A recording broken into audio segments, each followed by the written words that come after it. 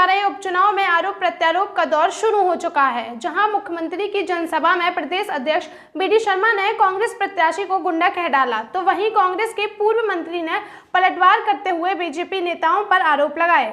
दमोह में इस समय उपचुनाव को लेकर चुनावी माहौल बना हुआ है, जहां सभी पार्टियां एक दूसरे पर आरोप लगाने में लगी हुई हैं। जहां मुख्यमंत्री की सभा के दौरान प्रदेश अध्यक्ष बी.डी. शर्मा ने दमोह के कांग्रेस प्रत्याशी अजय टंडन को गुंडा कह डाला, तो वहीं कांग्रेस सरकार में प्रदेश के पूर्व जनसंपर्क मंत्री पी.सी. शर्मा ने भी पलटवार कर दिया, जहां उन्होंने कहा कि गुंडागर्दी का काम भारतीय जनता पार्टी के नेताओं का है। कांग्रेस गांधीवादी विचारधारा की सरकार है, उनका काम अहिंसा से काम लेना है। वहीं भारतीय जनता पार्टी पर निशाना साधते हुए कहा कि बीजेपी बजरंग दल और अन्य संगठन गुंडागर्दी का काम करते हैं।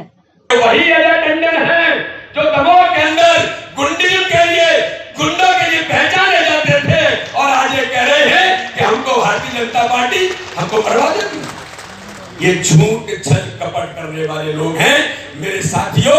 हम सब लोगों को तैयारी के साथ ये झूठ छल कपट करने वालों को जो 28 विधानसभाओं के चुनाव में हमने जो जवाब दिया है, ऐतिहासिक मतों से इनकी सरकार गिरी और भारतीय जनता पार्टी के प्रत्याशी ऐतिहासिक मतों से जनता के समर्थन से जीते, तो दमोह का चुनाव इनकी यात्रा पर, अंतिम यात्रा पर कील ठोकने का समय है। मेरे साथियों, हम सबको चाहिए कि 17 तारीख को टंडन जी के खिलाफ ऐसे कोई मामले कभी रहे नहीं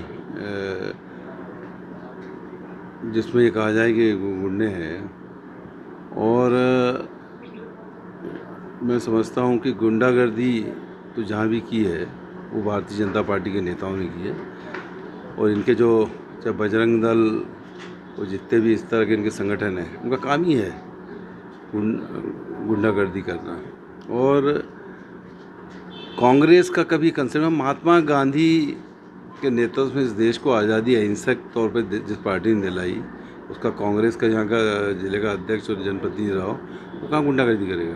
गुंडागर्दी अगर आज हो रही है पूरे देश में, अगर हम देखें चुनावों में, चाहे वो वेस्ट बंगाल के हों, चाहे असम के हों, और जो 28 चुनाव हुए उसमें जो गुंडागर्दी हुई वो भारतीय जनता पार्टी के नेताओं ने की है।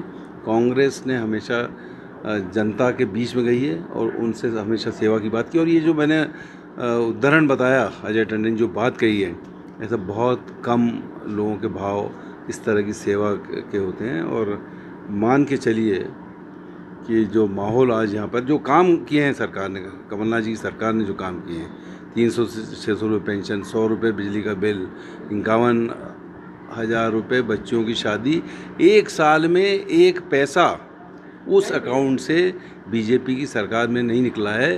तो बेटी बचाओ की बात करते हैं, एक शादी नहीं हुई उस अकाउंट से इस मध्य प्रदेश के अंदर। और दूसरा आज क्या हुआ है, लोगों के काम धंधे बंद हो गए, नौकरियां चली गई, कोरोना फैला हुआ है। मेरी समझ में नहीं आता, मैंने तो यहाँ तक कहा कि जब 48 घंटे पहले किसी भी चुनाव से बाहर के नेताओं को, कार्यकर्ताओं को बाहर कर दिया जाता है, तो दमोह में ये 15 दिन पहले क्यों नहीं कर सकते? क्योंकि आज क्या होगा, इंदौर से आएगा आदमी, भोपाल से आएगा, ग्वालियर से आएगा, जबलपुर से आएगा, तो ये कोरोना फैलेगा। यहाँ हज़ारों की जब मीटिंग होगी, चाहे किसी पार्टी की हो, और पूरे प्रदेश में 48 घंटे का लॉकडाउन लग रहा है, कर्फ्यू लग रहा है, लेकिन दमोह ने नहीं। ये मान के चलिए कि 17 तारीख के बाद 18 तारीख भी आती है, इस 18 तारीख के बाद मुझे लगता है कि ऐसा न हो कि दमोह पूरे मध्य प्रदेश से अलग हट के परेशान होने लगे इस कोरोना की वजह से। दमोह से राजेंद्र तिवारी की रिपोर्ट।